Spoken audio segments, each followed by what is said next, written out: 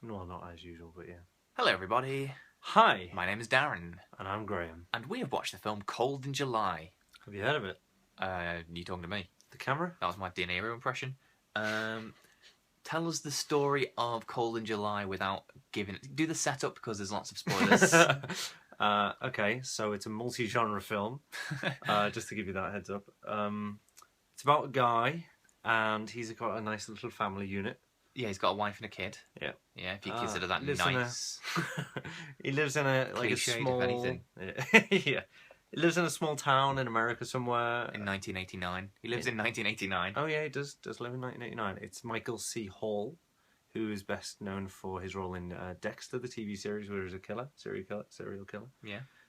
And So anyway, he's in something bed one happens. night What and there's a happens? break-in downstairs. Yeah. Oh, that's right. Yeah. So his wife's like, "Oh, there's a break-in. You best go sort it out." He's clearly the more afraid of the two of them. I know, and also, His hand if I shaking thought there was a break-in downstairs, I wouldn't go and investigate. I just go to sleep and hope it blows over. Yeah. Shout where the best things are and tell them to just leave. I'm gonna wake up in the morning. It's best case scenario. I've not been stabbed in the head. Worst case is that stuff's been stolen. Yeah. But I'm not going downstairs and confronting them. So anyway, he grabs his gun. Yeah, he grabs his gun and he goes down and he points the gun at the burglar and he's like, "Don't do anything." And then the clock tells him, shoot him, by going ding dong and scaring him. So he shoots him. Yeah. Not ding dong. That's the doorbell. Yeah. That's a different character. It went. Yeah, something like that. It did. Okay.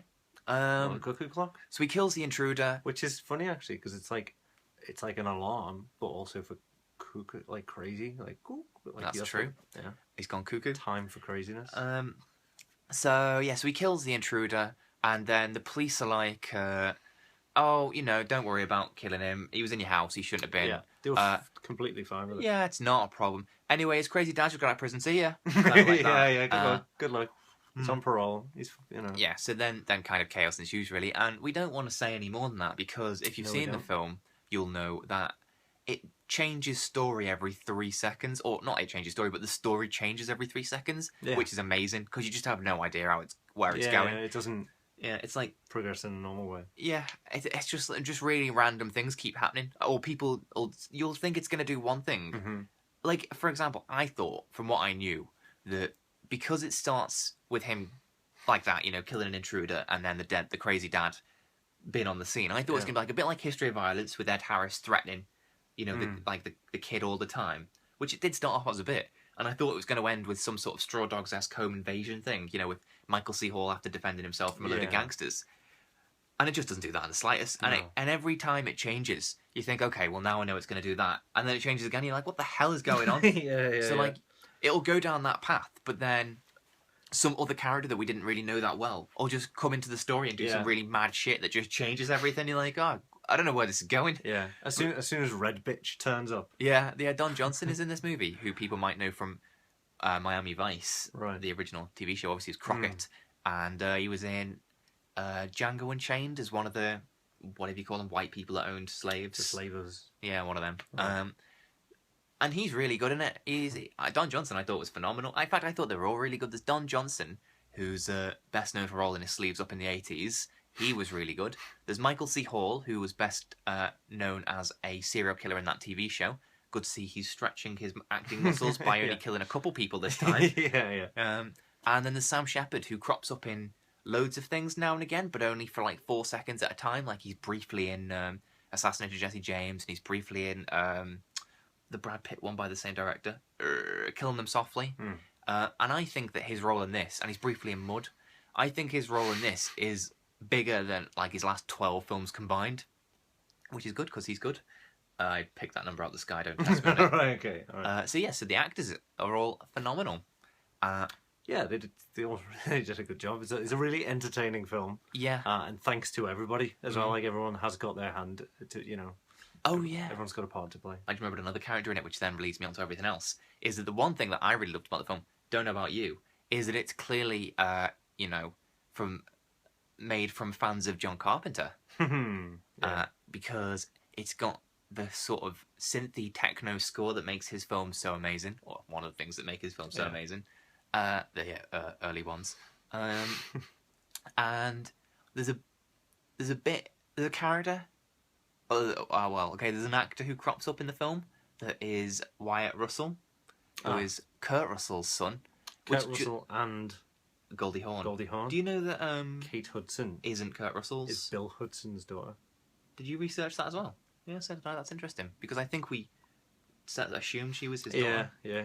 But yeah, Bill Hudson, he's a comedian, musician, and an actor, apparently. Well, aren't you suddenly the expert on the Hudsons? On the Hudsons, Why yeah. are you looking that up? It came up in conversation over the dinner table. Oh, right. Yeah, because I know that we've said, I think possibly on these videos, like, about her coming straight out of Kurt Russell's balls. Yeah. And then I was just Googling it, thinking, like, I wonder where Hudson's come from, because it's Goldie Hawn and Kurt Russell. Mm-hmm. And then I looked it up, it's like, oh, it's not him. But Wyatt Russell is, and you can tell he is because he looks just like him. Yeah. It's like they've just cut a bit of Kurt Russell's face off and grown it in a Petri dish. They've grown out of his chin. Yeah.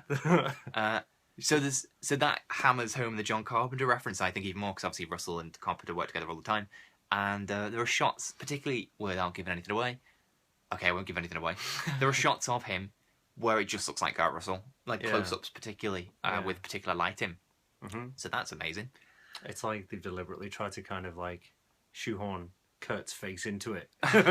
Without paying for you do wonder, like, he must have been cast for the connection. I mean, he's a good actor in this, but yeah. But if you haven't got the kind of, the reputation or whatever to get Kurt Russell, go for his son, because he's not or done if you much. want Kurt Russell not looking like he's about 65. Yeah, that's well. I suppose it was a young man's role. I mean, I love Kurt Russell. More than he's not even looking old though. No, he's not. But if he turned up claiming to be 20. You might have a problem with it. Well, it would break the believability for me. I would be happy. I'd be like, oh, Kurt Russell's in it, even if he is playing someone 40 years younger than him. I'd be happy that Kurt Russell's there, but I wouldn't be, I'd be thinking, a bit old. I read that their other inspiration was the films of Sam Peckinpah during the 80s. And I don't really know his 80s work. I only know his kind of, his Wild Budge, Pat Garrett movies, Straw Dogs. So I looked it up. He's done like one film in the 80s. I don't even know what it was. So when they said that the director said they were inspired by the works of Sam Peckinpah in the 80s, they meant they were inspired by that specific one film, presumably. Yeah, I guess so, yeah. I don't remember what it was, though. You'll have to do a look up. I hadn't seen it, so I couldn't really say anything anyway. Do a look up. So acting's great, story's amazing, because it just flits from left, right, and center, It's just bizarre. Yeah, it's just mental. Yeah. Have you got anything you want to say? Like U-burns in it. What do I want to say? Not really. I think there's just some really kind of comical moments in it. Oh yeah, it's really funny. It is genuinely but it's really funny because it keeps changing film. Yeah, exactly. And even though what happens after the thing before, just as soon as one scene becomes normal, for that character and for yourself. The whole thing just switches round, but it's still normal for the characters, and you kind of believe that it's still, no, I don't know, it's just really good. Yeah, everything. It's not a gritty, believable film. No, it's obviously a kind of trashy pulp film. Yeah, and I don't know, it's just brilliant. It's just it's the amount of plot holes and stuff like that, and little unanswered questions or whatever. Yeah, there's more. It's more unanswered questions than plot holes. Yeah. Because But is that a bad thing? Because you're watching it from these three's point of view, so you're just following their story. You could have another film, I'll say the word policeman. You don't know entirely what they were doing, but it doesn't matter to their story, to the Michael C. Hall story. Because it's just not. I mean, so you will be left wondering what they were doing, but it's not like it's not like it ruins the film. You're like, well, that didn't make any sense. It's just you don't know some characters' motivations. Weirdly, everything kind of flows and follows within their own kind of hemisphere. But then the things that happen to them, they have kind of outside consequences, but you're not concerned with those. So it really is throwaway. More realistic. That's what I said on the way home to Hazel. Actually, I was saying you don't learn about the ends of every story, but if you're in his shoes, you wouldn't, and we are following him and what he learns and stuff, and he isn't going to be told everything, so some questions just naturally don't get answered. But I mean, that adds to it hasn't really become the cult classic that it could have done. No, but that's the kind of thing that might lead to a cult thing, every fan having their own theory as to who really was such and such and whatnot.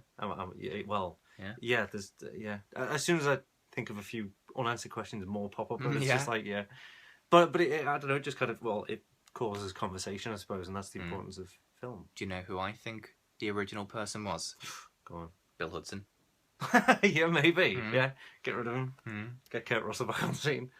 Maybe. I think so. Yeah. Anyway, that's 10 minutes. Oh, go on. How would you deal with a home invader apart from hide? I'd hide? Well, I've got... Literally, that's what you do. Well, would you call the police? No, I'd probably use this. Right, okay. Just happen to have at hand. So that's what I'd do. He knew I was coming. Hmm. Okay, well, I thought I'd ask and then say goodbye. Bye. Bye.